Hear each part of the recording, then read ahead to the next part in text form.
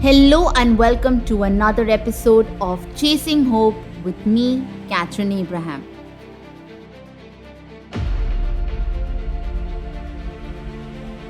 Today's history episode is about the land of Canaan. Now, for those of you who have read the Bible or at least heard of the prophet Moses, you would know that God had a plan when Moses freed the Israelites from the clutches of the Egyptians. They were meant to actually benefit from a promised land, which was also called as the land of milk and honey. Now, Canaan, for the most part, up until very recently, has been a part of biblical literature extensively. Now, however, there is proof that Canaan refers to an area that has encompassed all of Palestine and Syria, right up to the west of the Jordan River. In fact, it has also a part of the entire Middle East, part of Egyptians and Phoenician writings, all talking about the land of Canaan. But we realize that the Israelites themselves occupied and conquered Palestine or Canaan beginning in the late second millennium BC. So this could be around 2000 BC or even earlier, because that's when we identify Canaan with the land as promised to the Israelites by God.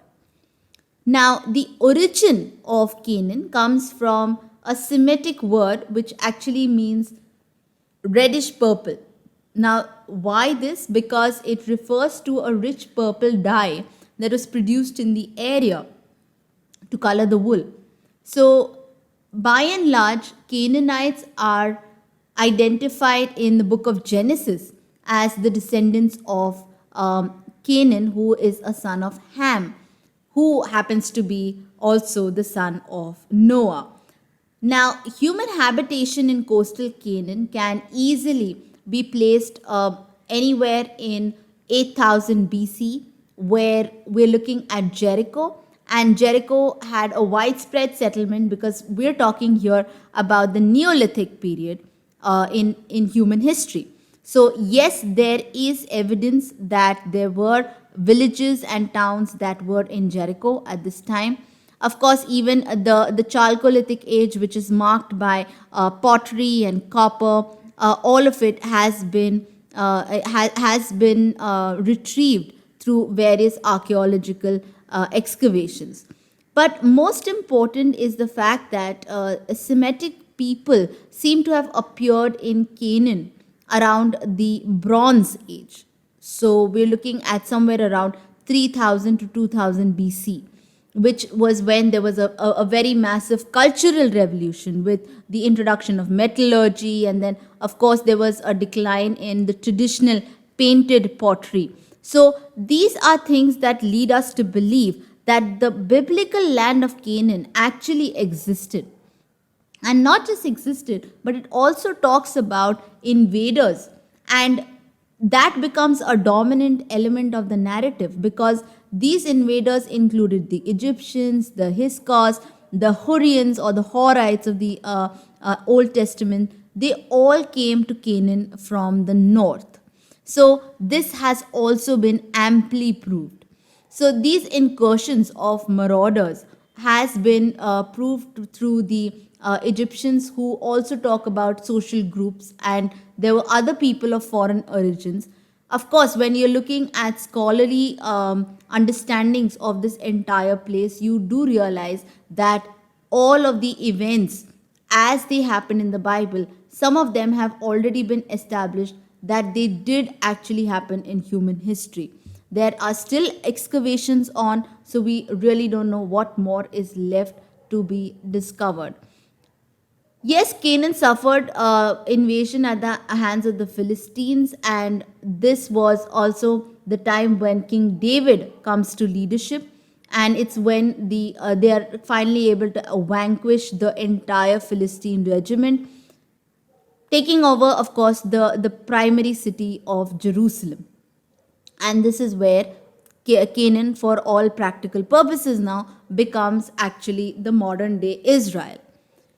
If you look at Canaan's history, its culture, from all given archaeological excavations and literary sources, you get to know that a lot of these sites, whether that's Jericho, Jerusalem, Lachish, Shechem, all of them point out to all of those literary sources that are already present in the Old Testament. In fact, the Ras Shamra texts that were discovered in ancient Ugarit on the north coast of Syria tells us exactly that.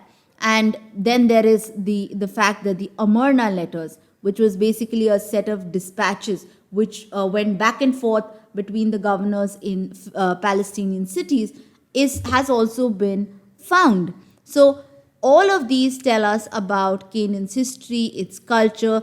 Canaan did not have a traditional or an original culture.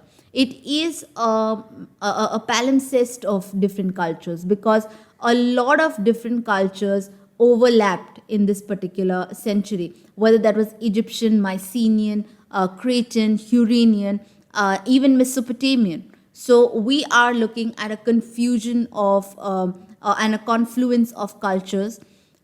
Little is known about Canaanite religions at the time.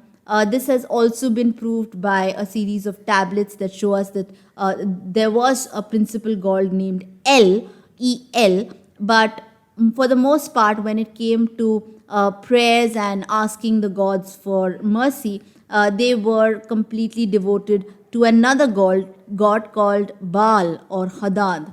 So there have been deities which include Resheph, the lord of plague. Then there's Kothar, who is the craftsman. And of course, there is Asherah and Astarte being the goddess of fertility. Now, it's interesting to note all of these because if you go back into biblical times, you also had Rachel, who tried to go ahead and actually hide some idols. And these could be idols of any of these gods or all of them, perhaps. So, by and large, even the existence of Baal, which has been quite amply proved in the Bible, also now comes to us through archaeological excavations.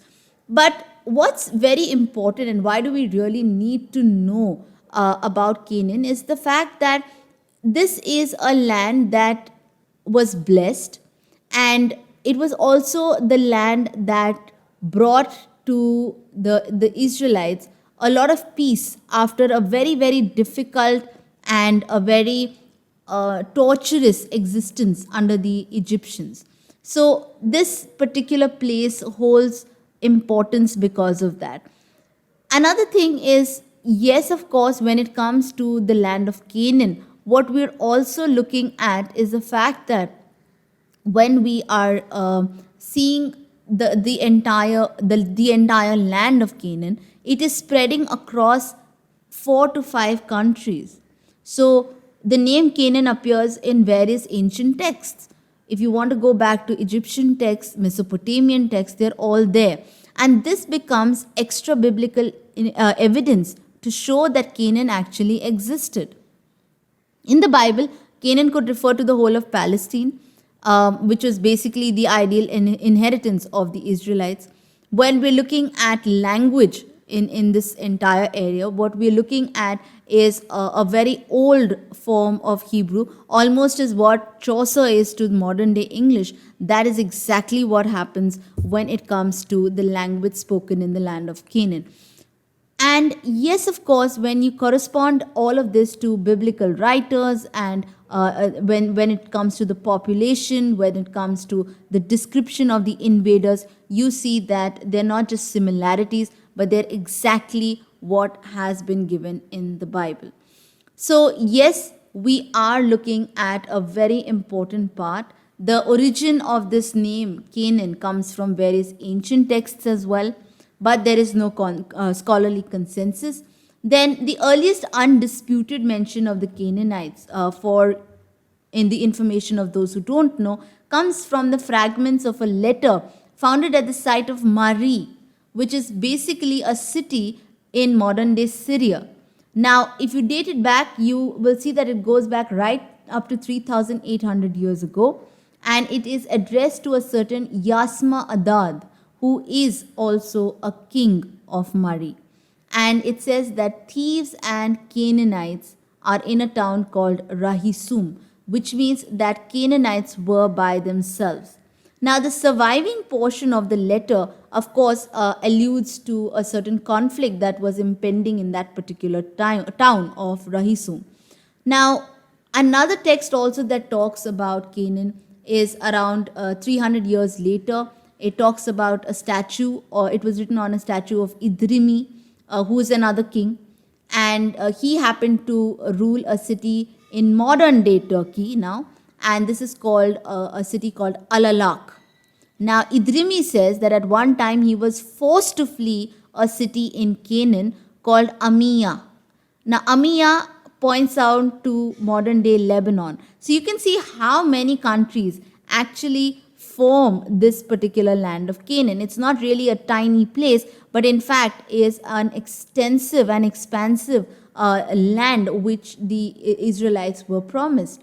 Then, yes, of course, you have also the variety in lands. The Canaanites, of course, named them differently. There is Halab, Nihi, Ame, and Mukish. Idrimi claims that he was actually able to rally support at Amiya or Ame and become the king. So, each of these kings also, through their own ways, through their own texts, and of course, if you look at all of these scholarly texts which go back in time, which come from different sources, which come from, in fact, today, different countries, you will realize that there is a pattern that has been established that yes, the biblical land of Canaan has existed over time. The only thing is, of course, with time comes change, and that change has led to it breaking down into various fragments, very much like what has happened to Russia. So, if you go back in time and you look at the name Russia, you know exactly that it is currently all of the parts of USSR. And yet, today we know that the entire land has been divided into proper fragments. And this fragmentation of the land of Canaan also has been a matter of historical record. So, my friends, it's not just about a land, it's not just about letting you know that this particular place existed. It's also about the fact that whenever you read the Bible, you will come across names that you don't really relate to on a map, a geographical map that is already present with you. It doesn't match with the modern day. And hence it becomes difficult to understand which parts of Israel, Egypt, Mesopotamia, Turkey that we're talking about. And knowing all of this becomes important if you really want to go ahead and make up your mind whether all of the Bible is fiction or whether it is fact. So, my understanding is if you want to learn about something, go ahead, read up on their geographies, their histories. Of course, it takes a certain time, it takes dedication and effort. But if you're willing, of course, you will find a million ways to make it work and to make it happen. So, I hope you have enjoyed this entire conversation or this entire monologue, in fact, about the biblical land of Canaan. And if you have some questions to ask me, you have some suggestions, and in fact, if you even have a prayer request or anything that you would like me to add to Chasing Hope, let me know and I'll be more than happy to incorporate it in one of the later episodes. For now, I hope that you stay home and stay safe, and I look forward to meeting you in another fresh episode. So have a good week until then. Thank you.